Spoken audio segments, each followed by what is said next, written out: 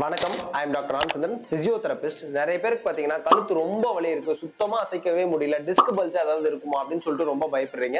So இந்த வீடியோல disk bulge, cervical spondylosis அப்படின்னா என்ன, அது எதனால வருது, அது வந்தா என்னென்ன அறிகுறிகள் வெளியே தெரியும், அதை மெடிக்கலா என்னென்ன ட்ரீட்மெண்ட் கொடுப்பாங்க, பிசியோதெரப்பி எக்ஸசைஸ்லயே அந்த கழுத்து வலி எப்படி சரி பண்றது, இந்த டிஸ்க் பல்ஜ், செர்விக்கல் ஸ்பாண்டிலோசிஸ் எல்லாம் சொல்றாங்க அப்படின்னா அது எப்படி சரி பண்றது அப்படின்றத தெளிவா எக்ஸ்பிளைன் பண்ண போறேன்.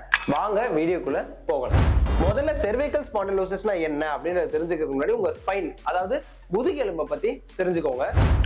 ஒரு முதுகெலும்புக்கும் நடுவுல ஒரு டிஸ்க் இருக்கும், அது பேர் தான் இன்டர்வெர்டிபிரல் டிஸ்க் அப்படின்னு சொல்லுவாங்க. அந்த டிஸ்கோட முக்கியமான வேலை என்னன்னு பாத்தீங்கன்னா வெயிட் டிஸ்ட்ரிபியூஷன், அதாவது நம்ம தலையோட வெயிட்டை நம்ம உடம்புக்கு டிஸ்ட்ரிபியூட் பண்றது. முக்கியமா ஷாக் அப்சார்ப்ஷன், அதாவது திடீர்னு ஒரு இம்பாக்ட் ஏற்படுது, நம்ம எகிரி குதிக்கிறோம் இல்ல சடனா அதாவது நம்ம மேல அடிப்படுதுன்னா அந்த ஸ்பைனல் போன் உடைஞ்சிடாம ஒரு குஷன் மாதிரி அந்த ஸ்பைனல் போனை பாதுகாக்கிறது தான் இந்த டிஸ்கோட முக்கியமான வேலை. இப்போ செர்விக்கல் ஸ்பாண்டிலோசிஸ், செர்விக்கல் ஆர்த்ரைட்டிஸ் அப்படின்னு எடுத்துக்கிட்டீங்கன்னா டீஜெனரேஷன், அந்த முதுகெலும்பு இருக்கு இல்லையா, முக்கியமா இப்போ செர்விக்கல்னு வரும்போது அந்த கழுத்து எலும்புகள்லாம் தேஞ்சு அந்த டிஸ்க் வெளியே வந்துடும், அதுதான் செர்விக்கல் ஸ்பாண்டிலோசிஸ் அப்படின்னு சொல்லுவாங்க. இது வர்றதுக்கான காரணங்கள் என்ன அப்படின்னு பாத்தீங்கன்னா முக்கியமா வயதானவர்களுக்கு அதிகமா வரும். அது மட்டும் இல்லாம அதிகமா ஹெட் ஆக்டிவிட்டிஸ் பண்றவங்க, இந்த அதிகமா கழுத்தை முன்னாடி வச்சு சிஸ்டம் யூஸ் பண்றவங்க, அந்த மாதிரி ஆகிறவங்களுக்கு ரிப்பீட்டேட்டிவ் இன்ஜுரி, அதாவது அதிகமா அந்த இடத்துல தேய்மானம் ஏற்படுறதுனால அந்த டிஸ்க் இருக்கு இல்லையா, அந்த டிஸ்க்ல வாட்டர் லாஸ் ஏற்படும். அது மூலமா அந்த டிஸ்கோட ஸ்பேஸ் கம்மியாகும். அப்புறம் அந்த ரெண்டு எலும்பும் தேய்மானம் ஏற்பட ஆரம்பிச்சு அந்த டிஸ்கே வெளியே வந்துடும். இதுதான் செர்விக்கல் ஸ்பாண்டிலோசிஸ். சரி, இது வந்தா என்னென்ன அறிகுறிகள் வெளியே தெரியும் அப்படின்னு பாத்தீங்கன்னா கழுத்து வலி, முக்கியமா தூங்கி எந்திரிச்ச உடனே கழுத்துல ரொம்ப வலி இருக்கும். அடுத்து stiffness, right side left side மேல கீழே எல்லாம் பார்க்கவும் முடியாது, திருப்பவும் முடியாது, அந்த அளவுக்கு ரொம்ப ஸ்டிஃப்னஸா ஃபீல் பண்ணுவீங்க. முக்கியமா இந்த டிஸ்க் பல்ஜ், அதாவது இந்த டிஸ்க் வெளியே வரும்போது கழுத்துல இருந்து கைக்கு போற நரம்பு அழுத்தம், அது மூலியமா கழுத்து மட்டும் இல்லாம உங்களோட ஷோல்டர், ஆர்ம், ஃபோர்ஆர்ம் எல்லாம் குத்துற மாதிரி கொடாயிற மாதிரிலாம் வலி ஏற்படும். அப்புறம் முக்கியமா டெண்டர்னஸ், அந்த கழுத்தை தொட்டு பார்த்தாலே ஏதோ ஒரு நோடியூல்ஸ் இருக்கிற மாதிரி, ஒரு திக் பேண்டா இருக்கிற மாதிரி ரொம்பவே டைட்டா ஃபீல் பண்ணுவீங்க. சரி, இதை சரி பண்றதுக்கு என்னெல்லாம் பண்ணுவாங்க அப்படின்னு பாத்தீங்கன்னா அந்த வலியை குறைக்கிறதுக்கு NSAIDs, அதாவது பெயின் கில்லர் கொடுப்பாங்க. அப்புறம் ரொம்ப கழுத்து வலி இருக்குன்னா செர்விக்கல் காலர் மாதிரி கொடுப்பாங்க. ஸோ அது வந்து உங்களோட அந்த செர்விக்கல் ஸ்பைன், அதாவது கழுத்து எலும்பை நல்லா சப்போர்ட் பண்ணி வைக்கும். முக்கியமா ரொம்ப வலி தாங்கவே முடியல, கழுத்துல இருந்து கை வரி ரொம்ப வலி இருக்கு, எந்த ட்ரீட்மெண்ட் எடுத்தாலும் சரியாகல அப்படின்னும் போது தான் நீங்க சர்ஜரிக்கு போகணும். அப்படி சர்ஜரிக்கு போக விடாம உங்களுக்கு தடுக்கிறதுக்கு தான் பிசியோதெரப்பி எக்ஸசைசஸ் பண்ணுவோம். அது என்னன்னு இப்ப நான் சொல்லித்தரேன், வாங்க. முதல்ல நெக் ஸ்ட்ரெச்சஸ்ல இருந்து ஸ்டார்ட் பண்ணுங்க. முதல்ல இந்த சைடு இருக்கிற மசில்ஸை ஸ்ட்ரெச் பண்ண போறீங்க. அதுக்கு இந்த கையை பின்னாடி வச்சுட்டு இன்னொரு கையை உங்க தலை மேல வச்சுட்டு இப்போ இப்படி இழுக்க போறீங்க. இழுக்கும் போது இந்த இடத்துல ஸ்ட்ரெச் ஃபீல் ஆகும். இதை ஒரு 10 to 15 செகண்ட்ஸ் ஹோல்டு அப்படின்ற கணக்குல ஒரு 3 செட்டு, அதாவது ஃபர்ஸ்ட் ஒரு 10 செகண்ட் ஹோல்டு, 1 2 3 4 5 6 7 8 9 10, ரிலாக்ஸ் பண்ணிட்டீங்களா? அதே மாதிரி இந்த சைடு கழுத்துக்கும் பண்ண போறீங்க. இழுத்து ஒரு 10 செகண்ட் ஹோல்டு.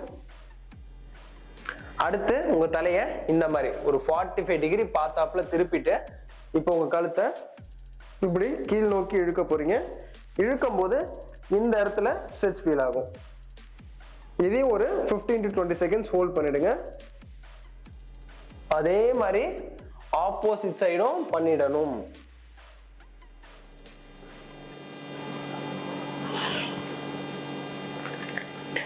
அடுத்து உங்க ரெண்டு கையும் இப்படி பின்னாடி வச்சுட்டு தலைய கீழ் நோக்கி இழுக்க போறீங்க. இழுக்கும் போது இந்த இடத்துல ஸ்ட்ரெச் ஃபீல் ஆகும். ஸோ இந்த மாதிரி கையை வச்சுட்டு கீழ் நோக்கி தலைய இழுக்க போறீங்க. இதே ஒரு 15 to 20 செகண்ட்ஸ் ஹோல்டு அப்படின்ற கணக்குல 3 செட்ஸ் பண்ணிடுங்க. அடுத்து நெக் மூவ்மெண்ட்ஸ். முதல்ல இந்த மாதிரி தலைய மேல எடுத்துட்டு போறீங்க. அப்படியே ஸ்லோவா கீழே எடுத்துட்டு வர போறீங்க. அப்புறம் நேரா பார்த்துட்டு ஸ்லோவா லெஃப்ட்ல பார்க்க போறீங்க. அதே மாதிரி ரைட்ல பார்க்க போறீங்க. இந்த எல்லா மூவ்மெண்ட்ஸ்லயும் வலி வராத ரேஞ்சுக்கு பண்ணால் போதும். அதாவது இப்படி தலையை தூக்குறீங்க அப்படின்னா ஒரு லெவலுக்கு மேல வலி வருதுன்னா அங்க நிறுத்திடுங்க. நிறுத்திட்டு அப்படியே அடுத்த மூவ்மெண்ட் பண்ண ஆரம்பிச்சிருங்க. ஒன்ஸ் வலி குறைய குறைய ரேஞ்சை நீங்க இன்க்ரீஸ் பண்ணிக்கலாம். நல்லா மேல தூக்குற மாதிரி இல்ல நல்லா கீழே பாக்குற மாதிரி வலி குறைய குறைய அந்த கழுத்தை மூவ் பண்ற அளவையும் ஜாஸ்தி படுத்திட்டு வரலாம். அடுத்து சின் டக். உங்க கழுத்து இந்த மாதிரி உள்பக்கமா இழுக்க போறீங்க. இழுக்கும் போது இந்த இடத்துல டைட் ஆகுற மாதிரி ஒரு ஃபீல் ஆகும். அது வந்து இங்க இருக்கிற மசில்ஸ்க்கு ஒரு ஸ்ட்ரென்தனிங் எக்ஸசைஸ். ஸோ இப்படி இழுத்து ஹோல்டு பண்ணி ஒரு 10 செகண்ட்ஸ் ஹோல்டு அப்படின்ற கணக்குல இதையும் ஒரு 3 செட் பண்ணிடுங்க. அடுத்த நெக் மசாஜ், அதாவது உங்க விரலை இந்த கழுத்து பின்னாடி வச்சுட்டு ஜஸ்ட் ப்ரெஷர் கொடுத்து இப்படி ஃப்ரண்ட் அண்ட் பேக் பண்ண போறீங்க. பண்ணும்போது அந்த கழுத்து மசில் மூவ் ஆகுறது நல்லாவே ஃபீல் ஆகும், நல்லாவே ரிலீஃப் கிடைக்கும். ஒரு 30 செகண்ட்ஸ் டு 1 மினிட் இந்த மாதிரி பண்ணுங்க. அடுத்து உங்க கழுத்தோட சைட்ல இருக்கிற தசை, இந்த சைட்ல இருக்கிற மசில், இதை அழுத்தி அழுத்தி விட போறீங்க. நல்லா அழுத்தம் கொடுத்து ஒரு செகண்ட் ஹோல்டு பண்ணி ஃப்ரீயா விடுங்க. இதே மாதிரி ஆப்போசிட் சைடு எல்லாமே எந்த அழுத்தி வச்சு மசாஜ் கொடுங்க. ஃபைனலி உங்க கழுத்துக்கு ஐசோமெட்ரிக் எக்ஸசைஸ், அதாவது உங்க கழுத்து மூவ்மெண்ட் பண்றோம் இல்லையா, இப்படி மேல பாக்குறது, கீழே பாக்குறது, அப்புறம் சைட்ல பாக்குறது, இதெல்லாம் சொன்னோம் இல்லையா, அந்த மூவ்மெண்ட் பண்ணாம அந்த பொசிஷனுக்கு எடுத்துட்டு போக வச்சு ஆப்போசிட் சைட்ல ரெசிஸ்டன்ஸ் கொடுத்து, ஆப்போசிட் சைட்ல அழுத்தம் கொடுத்து அப்படியே ஹோல்டு பண்ண போறீங்க. ஹோல்டு பண்ணும்போது அந்த சைட்ல இருக்கிற தசைகள் ஸ்ட்ரென்த் ஆகும். அதாவது செஞ்சு காட்டுறேன் பாருங்க. முதல்ல உங்க தலையை இப்படி கீழே பார்க்க சொன்னேன் இல்லையா, ஸோ அதுக்கு உங்க கையை இந்த மாதிரி நெத்தியில வச்சிருங்க. நெத்தியில வச்சுட்டு தலையை கீழே பார்க்குற மாதிரி பண்ணணும். அட் த சேம் டைம் இந்த கையை வச்சு மேல் நோக்கி அழுத்தம் கொடுக்கணும். ஸோ இப்படி அழுத்தம் கொடுக்கும்போது இந்த இடத்துல இந்த நெக் மசில்ல நல்லாவே ஒரு ஸ்ட்ரென்த் ஆகுறது ஃபீல் ஆகும். இதை வந்து ஒரு 10 to 15 செகண்ட்ஸ் ஹோல்ட் அப்படின்ற கணக்குல ஒரு 3 செட்ஸ் பண்ணிடுங்க. அடுத்து உங்க தலையை மேல் நோக்கி பார்க்க போறீங்க. ஸோ அப்படி பார்க்கும்போது உங்க கையை வச்சு கீழ் நோக்கி அழுத்தம் கொடுக்க போறீங்க. ஸோ இப்படி அழுத்தம் கொடுக்கும் போது மேல் நோக்கி பார்க்க போறீங்க. ஸோ உங்க கழுத்து பின்னாடி இருக்கிற மசில் ஸ்ட்ரென்த் ஆகிறத ஃபீல் பண்ணுவீங்க. அடுத்து சைடா பார்க்க சொன்னோம் இல்லையா, ஸோ அதே மாதிரிதான் சைட்ல கையை வச்சுட்டு இப்ப சைடா பார்க்க போறீங்க. அதாவது பார்க்கும்போது இந்த ஆப்போசிட் கையை வச்சு அழுத்தம் கொடுக்க போறீங்க. அழுத்தம் கொடுக்கும் போது இந்த இடத்துல ஸ்ட்ரென்த் ஆகிறத ஃபீல் பண்ணுவீங்க.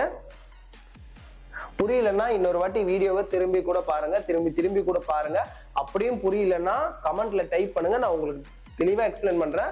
ஸோ தயவு செஞ்சு வீடியோ திரும்பி பார்த்து ஒரு வாட்டி கிளியர் பண்ணிக்கோங்க. ஸோ அதே மாதிரி தான் இந்த பக்கம் பார்க்க சொன்னோம் இல்லையா, அதையும் இதே மாதிரி கையை வச்சு இந்த பக்கம் அழுத்த கொடுக்க போறீங்க. தலை இந்த பக்கம் பார்க்க போது, கை இந்த பக்கம் அழுத்த கொடுக்க போது. ஸோ இதையும் ஒரு 10 to 15 செகண்ட்ஸ் ஹோல்டு அப்படின்ற கணக்குல ஒரு 3 செட்ஸ் பண்ணுங்க.